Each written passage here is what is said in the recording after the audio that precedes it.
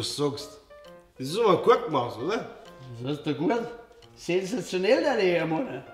Das ist ja viel schade für die Deko eigentlich. Das geht ja halt in ein Museum. Genau, in der Kastanien Museum. Mei, ich finde es voll schön, dass ihr zwar bei der Herbstdeko mithelft. Seid schon fertig? Das Werk ist vollendet. Seid ihr der Wahnsinn, so schnell und so früh. Sagt mal, ist das... Oh, es hat sehr eine Kindsköpfe. Echt, ich hätte es wissen müssen. Was denn? Das ist Kunst, Herr. Ja, das ist ja quasi ein Kastanienkammersutra. Kastanienkammersutra. Ja, genau. Hey, wenn du das am richtigen Platz aufstellst.